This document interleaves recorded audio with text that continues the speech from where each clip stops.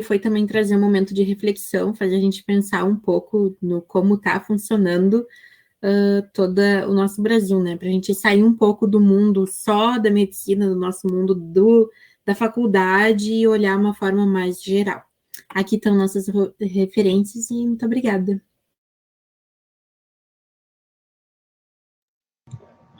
Nós que agradecemos a apresentação do trabalho de vocês, um trabalho bem amplo, bem completo, e colocamos a palavra à disposição dos colegas da turma aí nos últimos minutos, algum comentário, alguma pergunta, alguma consideração sobre, enfim, essa situação de renda no Brasil. Os colegas estão parabenizando aí.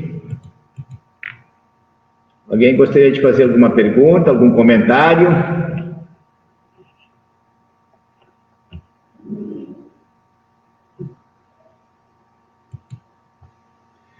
Eu coloquei, alguns até podem ter achado, que da desigualdade, o Brasil é campeão, é um dos países mais desiguais do mundo, tá? Só que essa desigualdade, ela se expressa de várias formas, né? E essa a desigualdade de renda, particularmente, ela é muito gritante, né? Tanto que vocês percebam que mesmo durante agora a pandemia, ou antes da pandemia, alguns segmentos no Brasil continuam tendo lucros muito grandes, tá?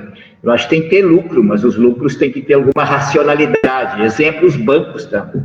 Os bancos no nosso Brasil ganham salários muito altos, ganham a sua rentabilidade muito grande. A própria Petrobras, agora que nós estamos vendo o aumento da gasolina aí, enquanto a gasolina disparou, ontem saíram dados que ela lucrou em pouco tempo agora 60 bilhões de reais.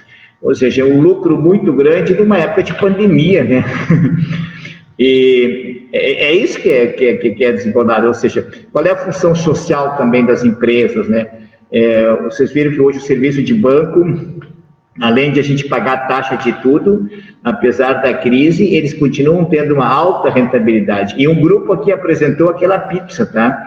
Que nós pagamos 40% do nosso orçamento federal para juros e dívidas para banco. Então, se a gente não relacionar essas coisas, fica difícil de compreender o Brasil, tá? E sem falar dos bilionários que ficaram mais bilionários. E o nosso desemprego pulou de 10 milhões para 14 milhões, agora está 13.700, mas é muita gente desempregada. E também devemos saber que as pesquisas, as metodologias do desemprego no Brasil, elas têm uma malandragem. Qual é a malandragem? Quem não procura não faz parte das estatísticas. Tá? Então, aquele que já, por alguma razão, desistiu de procurar, ou está na informalidade, ele não é contado. Só é contado aquele que realmente está batendo nas portas do Cine, está entregando currículo, está preenchendo formulários. Então, dados do IBGE, 40 milhões de brasileiros adultos, da chamada população economicamente ativa, possuem trabalho informal, ou seja, sem carteira assinada, sem direito social, sem recolhimento, tem problema aí da Previdência, como é que contribui com a Previdência, e como é que vai ser o futuro também deles. Tá? Enfim, percebo que os pobres estão cada vez mais pobres, os ricos ficando... Exatamente, Sariana. E a concentração da riqueza no 1% está cada vez maior e a pobreza se alastrando para os outros 40%, 50%. Aí isso tem inúmeras consequências, tá? Inclusive sobre a nossa vida profissional, tá, gente? Agora eu falo aqui como professor. Eu estou 37 anos professor, e nunca tinha passado nesses 30 e tantos anos por uma situação de tamanho recuo da educação, tá? Nós sempre estávamos expandindo, seja o público, seja o privado, tá? Ofertas de trabalho, ofertas de emprego, aumento de aluno matrículas, aumento de acesso no ensino superior, e agora, nos últimos 5, 7 anos, estagnou e está recuando. O nosso desemprego entre professores está muito alto. Eu estou dando no meu exemplo, porque eu imagino que isso também, imagino não, isso impacta, por exemplo, sobre vocês também como categoria médica, né?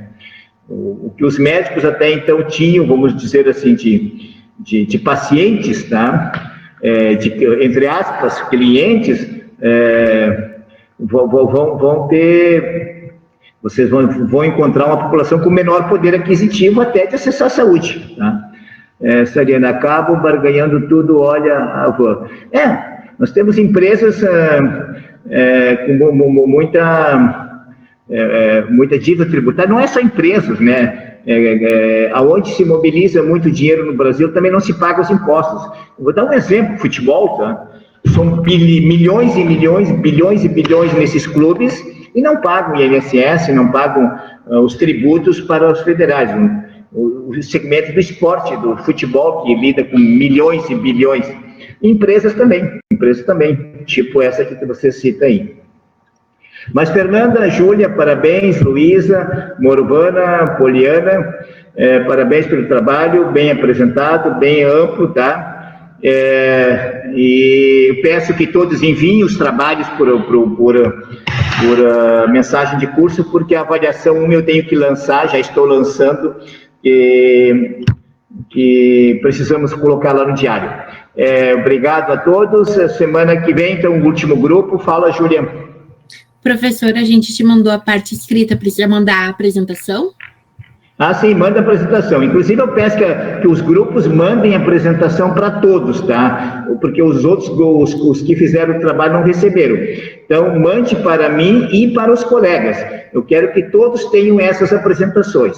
Tá. Inclusive, quero dizer para vocês que esses trabalhos que vocês apresentaram poderão ser subsídio na avaliação integrada, tá? Aí se vai orientar vocês da avaliação integrada, lá tem,